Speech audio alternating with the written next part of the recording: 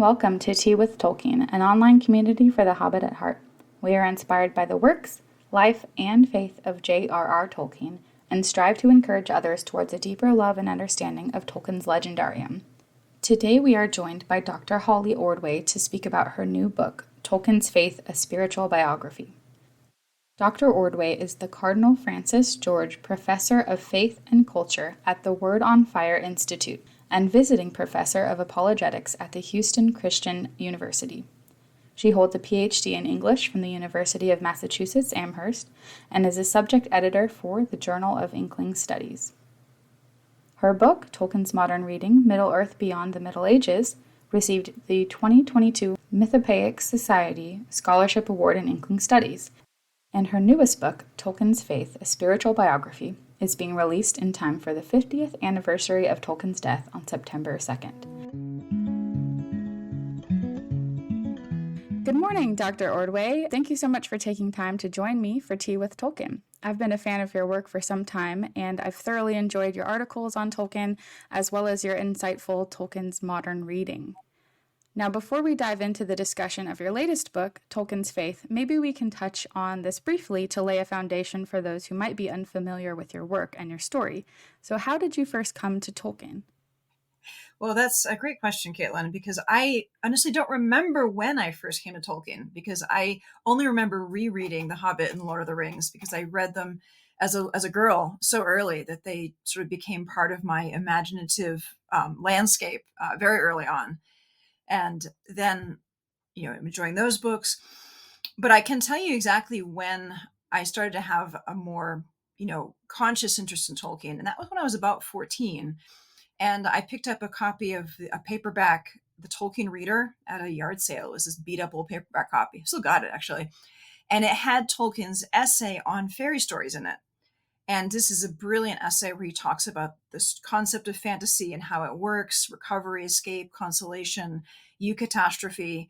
And I read it and my mind was just blown, because this was the first time that I had really encountered an author talking about his craft and talking about it in a way that just made so much sense, even though I didn't understand half of what I was reading at the time. So that really marked a kind of watershed moment for me in my engagement with Tolkien, that he went from being someone I just enjoyed his stories so much to someone I thought, I want to know what he's doing and how he's doing it and why he's doing it. And so that has effectively meant that for the last 30 odd years, I've been seriously thinking about those questions regarding Tolkien. That's amazing. Yeah, I'm kind of the same way, where you can't really remember a life before Tolkien, but then you can remember kind of when it became real for you, when you dove really deep into the lore and into his craft and into learning about him. So that's really, really interesting. So the primary focus of your latest book is Tolkien's faith life.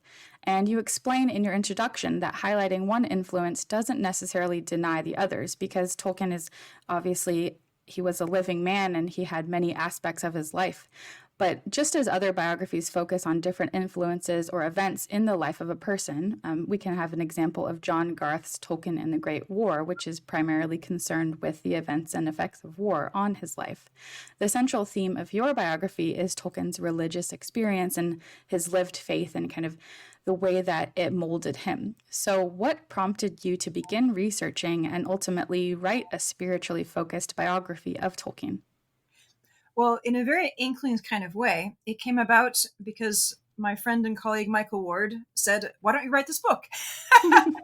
Because he said to me, this was shortly after I had finished writing Tolkien's Modern Reading, and that was a massive endeavor. And I thought to myself, well, what shall I work on next? I was casting about what do I want to work on, and he said, well, why don't you write about Tolkien's faith?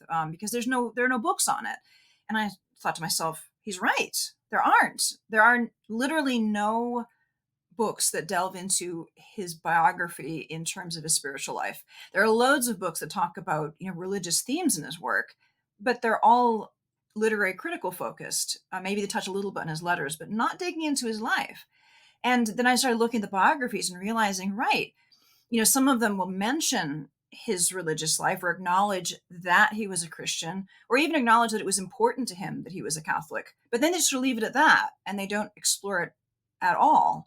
I thought, well, that's a big gap, because and I knew this all the more because in my research for my previous Tolkien book, Tolkien's Modern Reading, to do that research, I had dug in as deep as possible into reading all of his letters, unpublished ones as well as published ones I could see, all the interviews he'd done, all the interviews with family, with friends, with students, masses of material.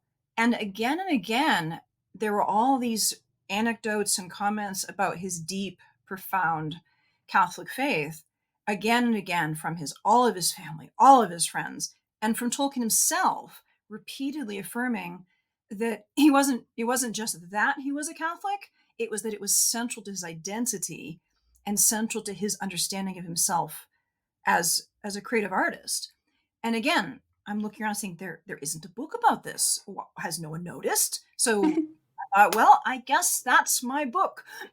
And then with the 50th anniversary of his death on the horizon, I thought, that's my target date. I had better hop to it. And so I did.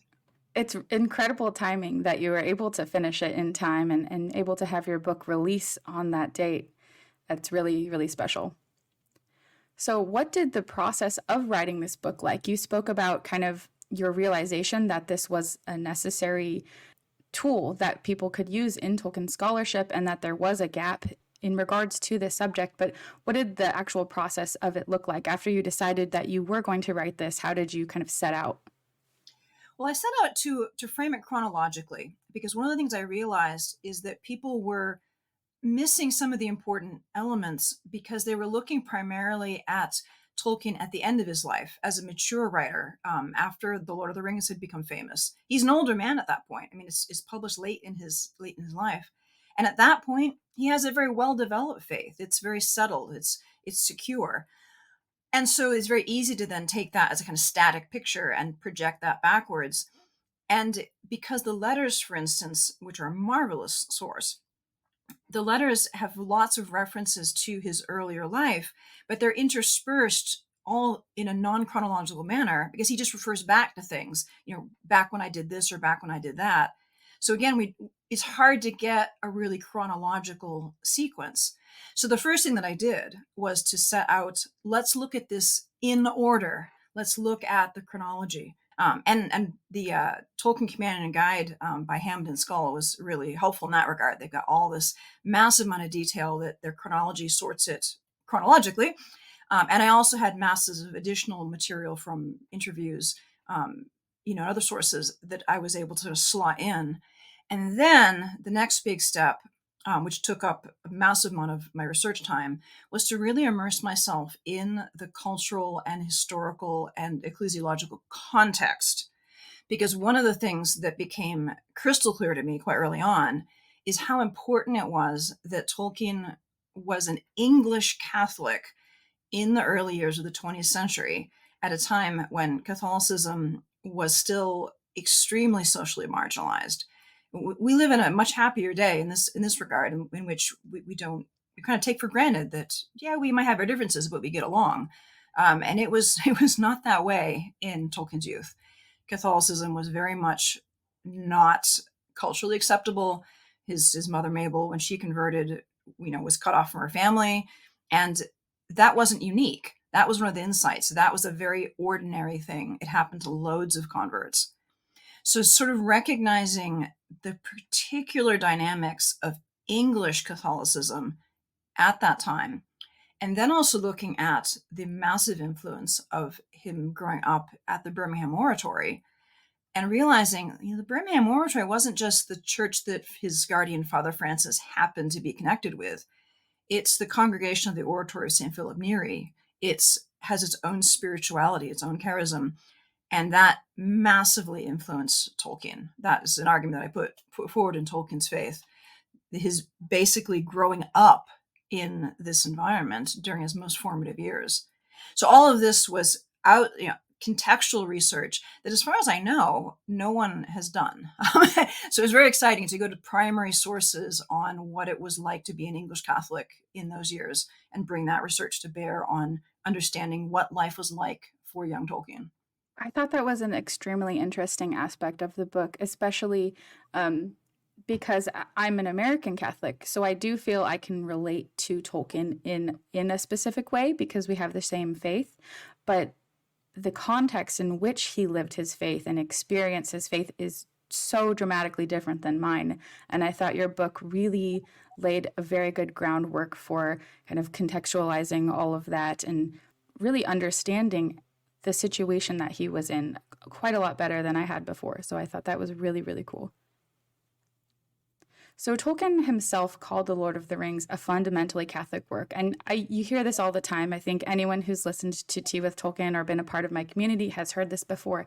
But I think this is something often misunderstood by the average reader. Can you explain a little bit more what he meant by this?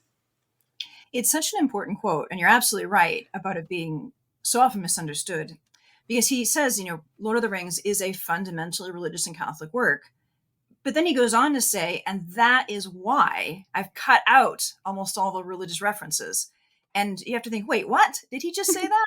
It's fundamentally religious, so there's no religious content in it.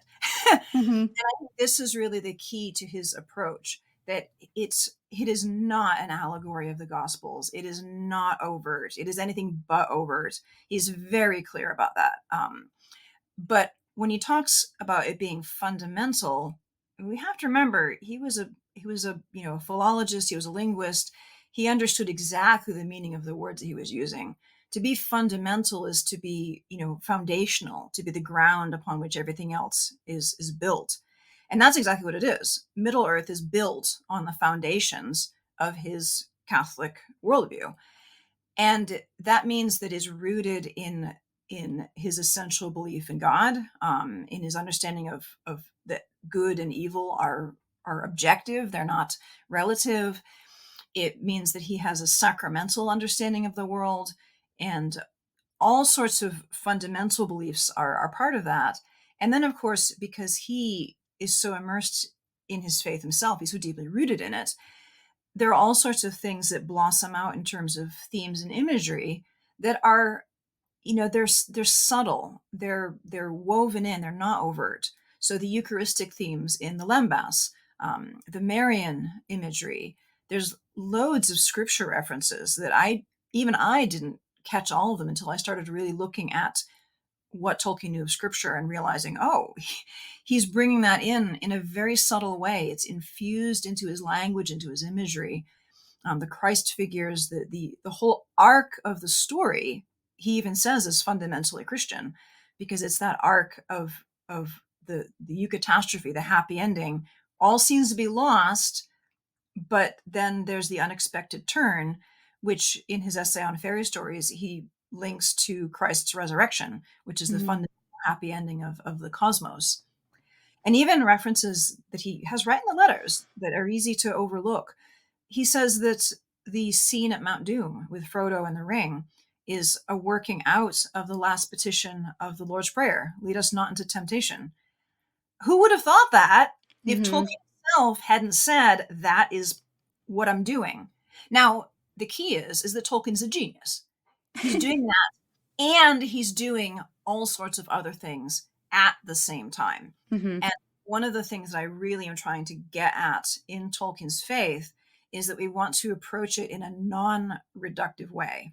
And you noted that at the beginning, to note, one influence is not to deny another, to note the importance of his faith infused into the story is not to deny that he's also consciously crafting the story, that he has all sorts of other influences. I mean, golly, I just wrote a book about his influences from modern reading, many of which are not Christian. So there are loads of other influences. There's loads of other things that are going on here. But one thread of that, one underlying sort of baseline note, if we want to go musically, is his faith. And I think that has not hitherto been noticed in the extent and to the right way. Mm-hmm. I think that's fair. And I'm really grateful that you decided to write this book because it's incredible. I've been reading through my copy and every page I'm highlighting. I have it on my Kindle now, and I think I have 200 highlights already. Excellent. So I've really enjoyed it. A repeated theme that I've noticed through this book is that nothing in Tolkien's life was perfect or static or guaranteed. And this makes so much sense. when you're actually, in the middle of a biography, because we can look back now and we think, well, of course he wrote these things the way he did. Of course he achieved success in his academic career. Of course he married Edith. And of course he remained Catholic. But that's really not the case in any person's story, especially not Tolkien's. As we can see in the book, he's gone through so many different tragedies and kind of defining moments where he could have easily fallen away. He could have become bitter. But that's not the case with Tolkien. And I was actually very surprised by how encouraging it was to read that he experienced these periods of falling away from the practice of the faith, but he kind of always was continually working on coming back. So what did these periods of struggle for him kind of look like? Well, he had two major periods of struggle. One of them was his first year at Oxford, when he went off to study at Exeter College. And he was there, on his own, really, for the first time. And that's always a tough time for a young man. He's also quite stressed because Father Francis has forbidden him to be in touch with his sweetheart, Edith. And this is a different line of thought, but remarkably, he obeys. And this is, again, really interesting because Tolkien was extremely clever, to say the least. And he was off at Oxford. If he had wanted to, he could have disobeyed his guardian, and Father Francis would never have known. He could have been contacting her on the side, but he had made his promise, and he recognized that he was his second father, and he held to it, as difficult as it was. But that, of course, was another stress factor in that first year. And one of the things I learned in my research is that his first year at Oxford, the Oxford Catholic chaplaincy, which is supposed to be, well, and is there to support the faith of Catholic undergraduates, now as then, was in disarray. There were various reasons why they didn't have a fixed chaplain at the time. So he doesn't even have a good support, to go to as a young man, right there in his first year. And so he becomes, by his own account, slack in his faith, and doesn't reject his faith, but kind of just disregards it a bit. And I expect he probably missed mass a lot, staying up late, not getting up in the morning. Mm-hmm.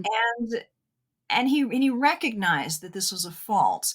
And he eventually pulls himself together, motivated in large part because he's reconnected with Edith. He turns 21. He's able to connect with her again, having fulfilled his promise to his guardian. He connects with her. They become engaged. And he's inspired to then kind of step up and take ownership of his faith again. And he does that for the rest of his college years. So that was a bit of an early slump. And then he has another barren stretch later when he's at Leeds. And it's hard to tell exactly how long, but it was certainly a years-long stretch. It might have been even as long as 10 years, depending on how you count Tolkien's markers for it. But certainly it was a number of years in which, as Tolkien put it, he said, "I almost ceased to practice my religion." And this barren stretch, which he said was painful to him, he said he had a starving hunger for the Lord. But for whatever reason, that hunger wasn't being fulfilled.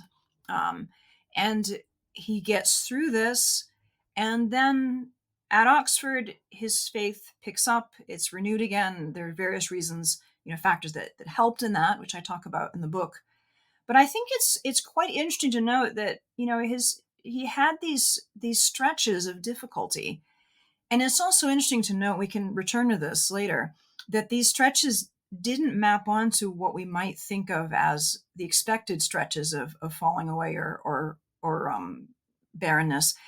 It was in times of apparent success that he had these low periods, not during the Great War and not during the years immediately following his mother's death.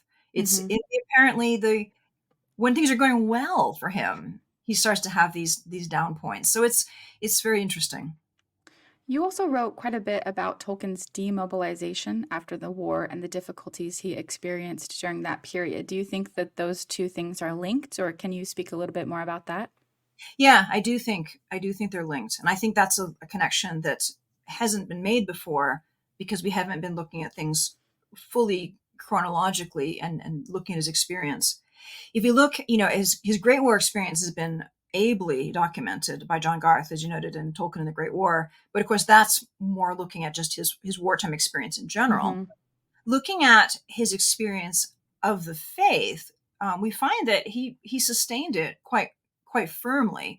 It was there that we see a really strong devotion to the Virgin Mary. For instance, he writes a poem to her titled Consolatrix Afflictorum, the consoler of the afflicted. He writes this poem in the trenches, very appropriately. It's during this time he's got the whole canon of the Mass memorized. Amazing capacity for memorization, and he's using that as a way to pray through the Mass when he can't get to it, because it was obviously with being in the trenches and German bombs and whatnot, Mass attendance was a little uneven. So he sustains his faith quite well during the war, I think in part because he had already grappled with the question of suffering, because he'd lost his father, when he was only 4, he lost his mother when he was 12. And I think in the context of being raised up in the Birmingham Oratory, he had a lot of really good mentoring and pastoral care of wise and just caring fathers, Father Francis and others, who evidently helped him to understand that loss and to integrate it into his faith and understand that, yes, we carry the cross, and yes, the Christian life has got sorrows in it. So he kind of had some spiritual muscle going into the war that sustained him through the war. But then he's demobilized. The war has ended. He's on his own. He has these traumatic experiences. He's quite ill still because he had a very severe bout of trench fever. He's got all sorts of new experiences to deal with. He's married. He has a baby son. He has to get used to civilian life again. And one of the things I turned up that was really interesting in my research is that both the Church of England chaplains and the Catholic chaplains immediately after the war commissioned reports about their respective soldiers and their experiences of the war. And one of the things that the Catholic chaplains noted, one of them said, I wonder if our men are going to have some difficulty after they're out of the army, because in the army they had all these dispensations, everything was flexible, irregular, and now they have to go back to ordinary life. They need to go to Sunday Mass every week. They might have some difficulty. And I think that's precisely what happened with Tolkien. I think that he had managed to keep his faith together during the war, but the structure of that was very different from, boom, now I'm a married man with a baby son and a job and civilian life, and how do I do this? And I think that contributed to that stretch of barrenness in his life.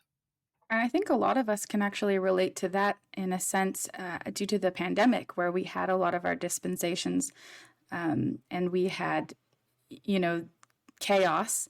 And now we are trying to pick up the pieces and go back into that kind of structured daily life where we do have our Sunday obligation again. So I think in a small way, we can kind of relate to that. It is very difficult. And I think it made me feel he's sort of more human. I kind of liked him better in a way. I mean, I love Tolkien, and I had done for years, but I just felt like I got to know him more as a person after doing this and realizing, yeah, this was hard for him. Yeah, I get it. Yeah, I think it's very encouraging to hear that he struggled just like we do, and he was a person just like us. He wasn't perfect, and he had flaws, and he experienced loss and tragedy, but through it, he was able to create, some of the greatest literature of our time, I would say. We talk a lot about how The Lord of the Rings is not an allegory in the sense that aspects or characters of his story were not written to directly equal elements seen in our primary world. Tolkien is very adamant about that. Sauron does not equal Hitler is kind of a comparison that is often made. But it's also true that it's impossible to separate the artist from his own circumstances. And this is something that I really enjoyed as I've been reading Tolkien's Faith, as I've noticed that you've provided a lot of context into the cultural, climate, and religious practices of the time. But what you've also done is you've presented Tolkien's own experiences and philosophy with his writing process. There are a lot of moments where you can see the chronology of an event directly corresponding to a section of the story being written, and that for me, has added a lot of depth to one's reading of Tolkien, and I think it provides a lot of meaningful context. For example, you mentioned in the book an instance in which Tolkien felt haunted by the ghosts of his friends who had been killed during the war, and then this seemed to spur on his writing of the Dead Marshes.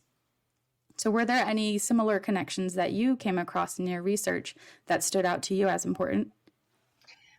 Yes, definitely. And more on a sort of thematic level, because much of what Tolkien wrote, his writing process was so layered. He rarely just sat down and wrote something. He would write something and then come back to it and then come back to it. And then maybe decades later he would come back to it again. And so we find these many layers in all of what he's writing.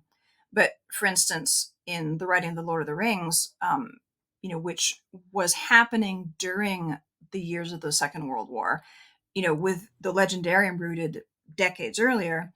But I think, for instance, his religious concern with the themes of mercy and pity, which he's expressing contemporaneously with regard to attitudes about the war.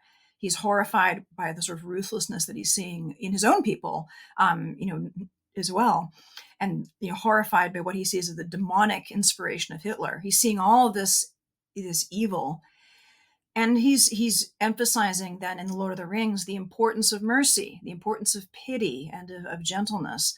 And so I think that his internal response, rooted in his faith, rooted in his experiences, is then drawing in, what he's experiencing in his life, and then that becomes yet another note, in the overall symphony of what he's doing. Mm-hmm. That's really beautiful. You also wrote quite a bit about Tolkien's relationship with the saints, and this is something I was very unfamiliar with, so I thought it was very interesting, particularly the fact that he had taken St. Philip Neri as his confirmation saint. This is a somewhat common practice among Catholics to include their confirmation saint's name in their own, so you wrote that he would at times write his name as John Ronald Philip Rule Tolkien. And you also mentioned a fun fact, but maybe I'll let you explain it, about his monogram, because I was blown away by this.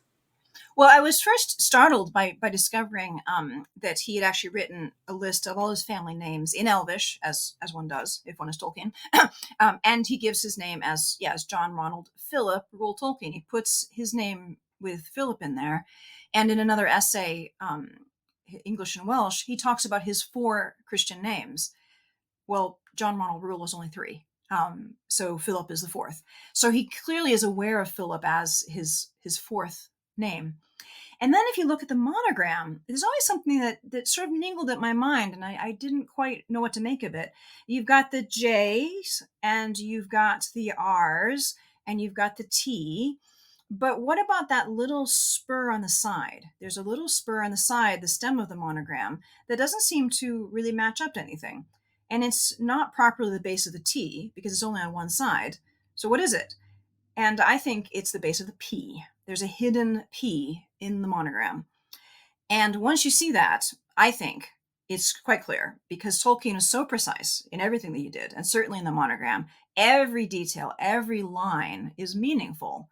Why would he randomly put a little asymmetrical spur for no reason?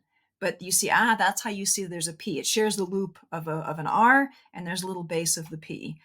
And I think this is particularly appropriate because St. Philip Neri, amazing saint. He's a major, his influence is a major part of what I talk about in Tolkien's faith. A big theme of Philip's was hiddenness and humility. And the idea of sort of hiding the P in the monogram as a very subtle nod to his confirmation saint, I think is just very, very Tolkienian and very much in line with the spirituality of St. Philip. I was very amused by that, and I thought it was incredibly cool, and I'm glad you noticed it and could point it out with all of the extra context that your book provided. So as we're wrapping up, I just have a couple more questions for you. And I also wanted to say this spiritual biography is a really wonderful addition to any Tolkienist's library. I think it's unique and it's very specific in its focus, but it also provides enough background information in order to remain accessible for readers who may not be familiar with the ins and outs of Catholic tradition or doctrine, especially as they were kind of occurring when Tolkien was alive and in his youth and as he grew up. So I learned a lot about it as well. Even though I am a Catholic, I learned a lot about different traditions that were kind of going on in the past that I wasn't aware of, and it added a lot of context. I think your book is really informative, and it's also really encouraging for someone who kind of does practice the same faith as Tolkien, but even for people who aren't, it kind of echoes the themes of The Lord of the Rings in terms of persistence in your faith and kind of doing what you think is the right thing, taking one step ahead of the other and following along in your journey of life. So where is the best place for folks to pre-order your book? Because I know it comes out, is it September 2nd? Yes, that's the launch date. But I think if you pre-order it, you might well get it a bit earlier. That's my hope. Usually, yeah, I think that's usually the case. It comes at least a day or two earlier. Yeah, so you can pre-order on Amazon. So Amazon has got the pre-order link. And then you can also go to my publisher, Word on Fire, at wordonfire.org/Tolkien, which at the moment will then point you to Amazon because that's where you're going to do the pre-orders. Before we go, I also wanted to bring up this event that is going on for your book launch. It's called the Tolkien Weekend, hosted at the Birmingham Oratory. I was so excited to see that event because I will actually be in Oxford for the Tolkien Society's Oxenmoot. And so I'm going to be able to just take a train and hop over, which is crazy because I live in the middle of the US and I never would have been over there and able to come. So it really worked out providentially that I'm going to be able to go to that. Could you tell our listeners a little bit more about it in case they live close enough to attend? Yeah, so this is Birmingham in the UK, and it's at the Birmingham Oratory, the very place where Tolkien grew up. And they're hosting this Tolkien weekend. So on Friday, September 1st, which is the eve of the 50th anniversary, they're hosting a book launch for Tolkien's Faith. I'm doing a lecture called A Home in the Highest, Tolkien's Faith in the Birmingham Oratory, where I'm going to be exploring all of these themes. And it's this aspect of Tolkien's faith is so important. It's something we didn't even have a chance to dig into as much as we could have in our conversation. His humility, for instance, the deep humility that we see, and his humor, again, very much characteristics that I think are shaped by the spirituality of St. Philip Neri and the Birmingham Oratory. So I'm going to give a lecture, I'm going to do a book signing, and then the following day, there's a Requiem Mass for Tolkien at the Birmingham Oratory, followed by a Tolkien lecture by one of the Birmingham Oratory fathers. I won't be able to stay for the second day because I need to be in Oxford to speak at an Oxford Tolkien conference. It's a very packed weekend. Yes. But I'm excited to see the recognition that Tolkien is getting in his home country. It's well deserved, and I'm just grateful for his life, his work, his witness, and just so pleased to be able to be part of it. I'm very grateful too for the work that you're doing in kind of expanding the academic side of Tolkien knowledge and for writing this book because I think it's a really valuable resource. Well, thank you very much. So, last question before we go, I always ask guests when they're on the show, because we are called Tea with Tolkien, if you could have tea or any drink, for that matter, with Tolkien, what are you drinking?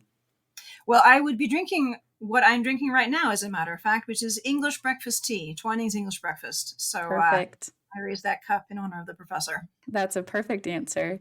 Well, thank you so much for joining me, Dr. Ordway. I hope you have a safe trip as you head over for your book launch, and I look forward to meeting you in person then. Indeed. I look forward to that as well. See you there.